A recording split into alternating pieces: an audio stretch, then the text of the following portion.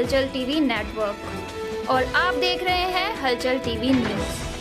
हर हलचल पर नजर, हर हलचल की खबर। नमस्कार दर्शक मित्रों, हलचल टीवी न्यूज़ में आपનું हार्दिक स्वागत है। ક્ષત્રિય સમાજના સંમેલનમાં સ્વયંભૂ અને વડાપ્રધાન મોદીની વિજય વિશ્વાસ સભામાં ઉમટેલ જનમેદની ચરોતરની બંને સંસદ બેઠક તથા ખંભાત પેટા ચૂંટણીની જીત નક્કી કરાશે। 18મી લોકસભા જંગનો પ્રચાર પ્રસાર ચરમસીમાએ પહોંચી રહ્યો છે। તેવા સમયે કેન્દ્રીય મંત્રી પુરુષોત્તમ રૂપાલાની ક્ષત્રિય માટેની વિવાદિત ટિપ્પણી પગલે ક્ષત્રિય સમાજમાં પ્રચંડ વિરોધ ઉઠવા પામી રહ્યો છે।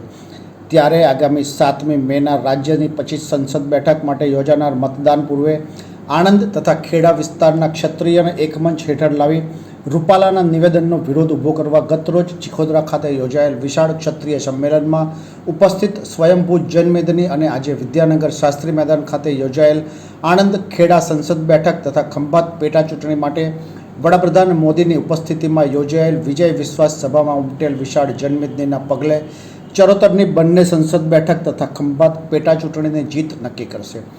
ચરોતરની બંને આણંદ અને ખેડા સંસદ બેઠકનું આકલન કરવામાં આવે તો બંને બેઠક પર ક્ષત્રિય તથા ઠાકોર સમાજ ઉપરાંત લઘુમતીના મતદાતા વધુ હોય, તેમ છતાં આણંદ બેઠક પરના કુલ મતદાર પૈકી 48% જેટલા ક્ષત્રિય ઠાકોર મતદાર ઉપરાંત 21% જેટલા લઘુમતી મતદારો અને 24% જેટલા પાટીદાર મતદાન છતાં ભાજપે ક્ષત્રિય મતદાર વધુ હોવા છતાં ક્ષત્રિય સમાજ માટે ટિકિટની માંગ કરવા છતાં પાટીદારને ટિકિટ ફાળવતા નારાજગી પ્રવર્તવા પામી હતી।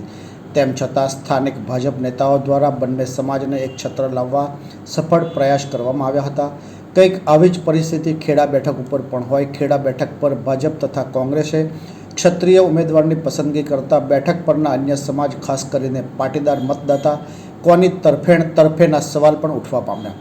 બંને બેઠક પર કશ્મકશભર્યા જંગ બનવાની સંભાવના છતાં ગતરોજ ચિખોદરા ખાતે યોજાયેલ ક્ષત્રિય સમાજના સંમેલનમાં સ્વયંભૂ જનમેદની અને આજે વડાપ્રધાન મોદીને વિજય વિશ્વાસ સભામાં ઉમટેલ જનમેદનીના પગલે આણંદ ખેડા સંસદ બેઠક તથા ખંભાત વિધાનસભા પેટા ચૂંટણીમાં ઉમેદવારની હાર જીતનું પલ્લું બંને યોજાયેલ સંમેલન સભા દ્વારા નક્કી કરવામાં આવશે। ये है हलचल टीवी नेटवर्क और आप देख रहे हैं हलचल टीवी न्यूज़। हर हलचल पर नजर, हर हलचल की खबर।